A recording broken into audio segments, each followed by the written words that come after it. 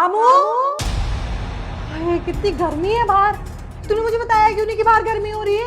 हाँ मैम साहब भूल गया था, बताइए। क्या बताऊं, नीचे सब्जी वाला ही नहीं आया। आज घर में सब्जी ही नहीं है बनाने को।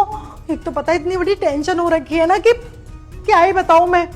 पर तुम हमारे घर के वफादार नौकर हो, तुम्हें बता ही देती हूँ। तुम्हारे साहब जी ने ना मुझे पूरे 3 लाख रुपए दिए थे रखने के लिए, और ना जाने वो 3 लाख रुपए कहाँ गिर गए। क्योंकि उन्होंने मुझे फोन किया था कि जब तू सब्जी लेने के लिए आए ना तब ऑफिस की साइड भी आ जाइयो और मेरे को वो 3 लाख रुपए दे जाइयो।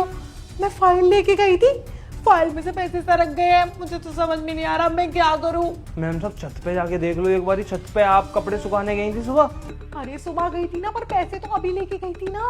अच्छा अभी लेके गई थी मैडम, तो फिर बाहर गिर गए होंगे या कार में गिर गए होंगे। आप ना एक बार कार में जाके देख लो, वो दूध रखा है, दूध फैल जाएगा। मैं जाके दूध देख लूं? हाँ, दूध देखो, दूध निकलना वैसे भी अजीब होता है। आज बेटा तेरा झूठ पकड़ा गया है, तुझे आज छोड़ूंगी नहीं मैं।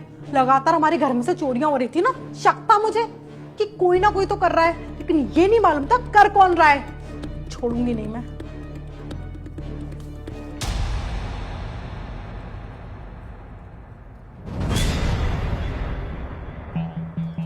रामू, हाँ मैम साहब। कहाँ गई मैम साहब? ओए इतना सारा सोना, आज तो भाई मजा ही आ गया। सुबह इतने सारे पैसे मिल गए और अब ये सोना मिल गया। मुझे लग रहा है 2 महीने पहले ही मेरी दिवाली बन जाएगी। पहले तो मैं छोटी मोटी चोरी करता था, अब तो सब कुछ मेरे पास खुद में खुद आ रहा है। जो जो चीजें छुपा के रखी थी मैम साहब ने, वो सब निकल निकल के मेरे सामने पर आ क्यों रही हैं? ताकि तुम्हारी चोरियों का ना मुझे पता चल सके। तुम्हें क्या लगा था तुम हमारे घर में लगातार चोरियां करते रहोगे, किसी मक्खी को भनक तक नहीं लगेगी? खुद को ज्यादा होशियार समझते हो तुम। क्या बोल रहे थे कि दिवाली से 2 महीने पहले ही मेरी दिवाली हो रही है। 2 महीने कैसे हो गए? अक्टूबर में दिवाली है, 1 महीना तो बचा। हाँ मैम साहब 1 महीना बचा। अब इतना सारा सोना मिला तो मैं भूल गया कि कब है दिवाली। अच्छा, ये चोरियां कब से चल रही है मेरे घर में? अरे नहीं, चोरी नहीं कर रहा था मैम साहब। ये सामान तो मैं आपको देने के लिए आ रहा था, आप ना यहाँ पर रखा भूल गई थी। मैं आंखों से अंधी हूँ तो कानों से भी बहरी हूँ क्या? सुबह ना जो पैसे तुमने उठाए थे ना, पोछे के डिब्बे में रखे थे, फिर मैंने पीछे से आवाज दी थी, वो सब कुछ ना मैंने दरवाजे के पीछे छुप के किया था तुम्हारी हकीकत सामने लाने के लिए। क्योंकि तुम्हारे साहब जी को ना तुम्हारे ऊपर बहुत विश्वास था कि तुम हमारे घर में कभी चोरी नहीं कर सकते। मैंने उनको बोला था कि हो ना हो हम 3 के अलावा इस घर में कोई चौथा तो है ही नहीं जो चोरी करेगा। तुम ही हो सकते हो, लेकिन नहीं, तुम्हारे साहब जी मानने को तैयार नहीं थे। अब ना मेरे पास में पुख्ता सबूत है। नवनीत, नवनीत जल्दी आओ, चोर पकड़ा गया। मैम साहब जी को मत बताइए ना, साहब जी मुझे काम से निकाल देंगे।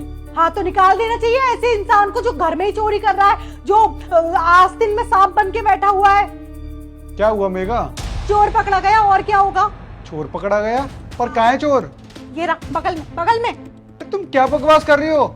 हमारे घर का नौकर चोर हो ही नहीं सकता। अच्छा तो फिर ये क्या है वीडियो? ये देखो, ये हमारे घर में से ना तुम पैसों की चोरी कर रहा था। और तुम्हें पता है अभी ना यहाँ पर मैंने सोना डाला था, सोने की भी चोरी कर रहा था। तुम ना मेरी बात पे विश्वास नहीं कर रहे थे ना।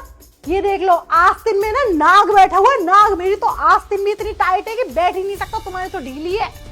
अरे मुझे इतना ट्रस्ट था रामू तेरे ऊपर, और तू चोर निकला।